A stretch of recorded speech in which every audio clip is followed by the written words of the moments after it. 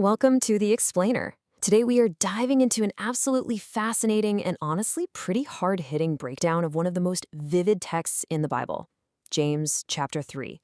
We'll be leaning on Dr. David Bauer's analysis to unpack all of this. And look, whether you've read this passage 100 times or you are literally hearing about it for the very first time today, these insights are for sure going to completely change how you view the words you use every single day. But before we get into the actual text, I want you to ask yourself a question. What physical part of you causes the absolute most chaos when it's left unchecked? Think about it. When you make a huge mistake or you damage a relationship, what part of your body is usually the culprit? Is it your hands, your feet? Well, James argues that it's actually something much, much smaller, but infinitely more dangerous. All right, let's jump straight into section 1, the warning to teachers.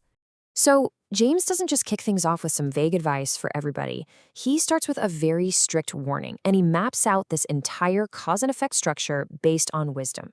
You see, the underlying wisdom operating in our lives, whether that's earthly or heavenly, is the root cause. Earthly wisdom produces unruly speech and selfish desires, but heavenly wisdom, that produces submission, meekness, and repentance. Basically, our outward behavior is completely dictated by our internal compass. With that setup in mind, he hits us with this seriously jarring command to open chapter 3. Let not many of you become teachers, my brethren. Now, to really grasp the weight of this, you have to remember that in ancient Judaism and early Christianity, holding the title of a teacher brought massive prestige. I mean, everybody wanted that role.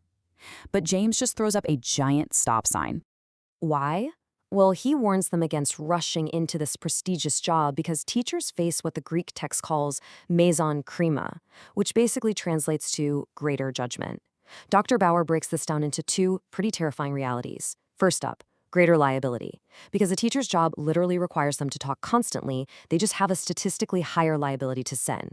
And second, greater extent of punishment. If you lead people astray with your words, you are looking at a much harsher consequence. Now, James does kind of soften the blow here a little bit by acknowledging our shared human frailty. He points out that we all tapo. That translates to stumble. And we're not just talking about an innocent little typo here. It means falling short of God's perfect will and expectations in countless different ways every single day. We all stumble. But then, and this is a massive qualifier, he drops this on us. If anyone does not stumble in what they say, they are teleos. Now, this Greek concept doesn't mean you're some flawless human being who never makes a mistake. It means you are truly comprehensively mature. Think about it. If you have the spiritual character to lock down and control the words coming out of your mouth, you have the maturity to control literally every other impulse in your life. You've mastered the whole shebang. Moving right along to section 2, small size, massive impact. Here's where James gets really visual. He leaves the heavy theology behind for a second and uses these brilliant everyday analogies of scale to show us the contrast between appearance and reality. Think about a tiny little metal bit in the mouth of a massive 1,000-pound muscular horse, or a small rudder steering a colossal ship through totally fierce ocean winds. Fun fact, historically, ancient ship rudders were actually shaped like tongues. No way, right?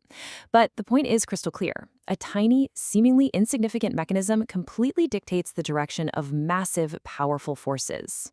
So the bottom line he's establishing is this. To control the tongue is to literally control the whole body. If you can master this one tiny 2-inch organ in your mouth, you hold the power to master your entire moral trajectory. The direction your tongue steers is the exact direction your life is going to go. Which leads us perfectly into section 3, a destructive demonic fire. Okay, so having established its disproportionate power, James really turns up the heat. He literally calls the tongue an unrighteous world among our members. Now, when James uses the word world, he's talking about a system completely devoid of divine control. And the tongue acts as a microcosm of that. It houses the sum total of human anti-God impulses right inside our own mouths. And the crazy thing is, the destruction doesn't stay contained. James compares the tongue to a tiny spark that sets an entire massive forest ablaze, staining the whole body, setting on fire the cycle of nature. Just think about how incredibly fast a single rumor can destroy a workplace. This evil engulfs our personal character first, and then it spreads outward like wildfire, destroying relationships, tearing apart communities, and literally burning down society itself. And honestly, this next part is probably the most chilling line in the whole text. Its source. James explicitly states this chaotic fire is set on fire by hell. The actual Greek word he uses here is Gehenna.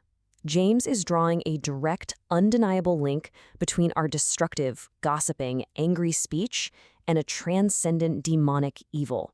Our unruly words are sparked by the flames of hell itself. Heavy stuff. All right, Section 4, the untamable wild beast.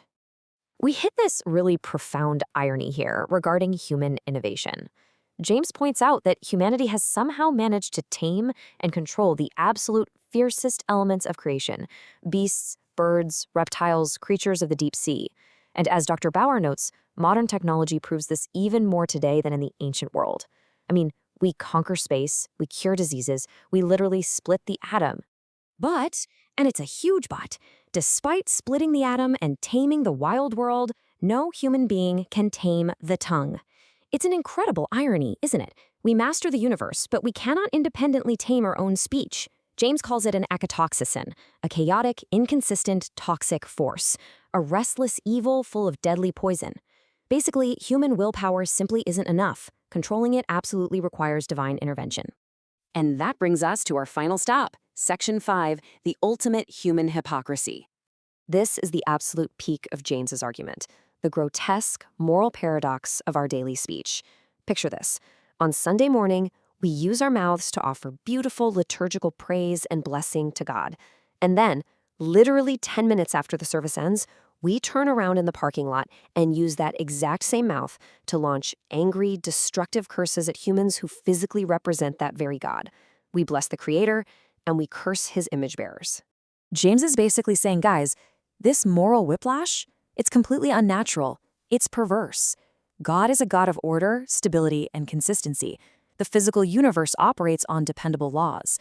So to use the exact same instrument for heavenly worship and hellish destruction completely contradicts the consistency that God has woven into the very fabric of nature itself. Which leads James to ask this brilliant rhetorical question. He compares our mouths to a water source and asks, does a spring pour forth from the same opening fresh water and brackish? Well, the answer in nature is obviously no. A spring is either fresh or it's toxic. So I will leave you with this provocative final thought. Look at your own words. Pay attention to your daily conversations. What kind of water is consistently pouring out of your life? Are you producing fresh water that gives life, or brackish water that poisons everything it touches?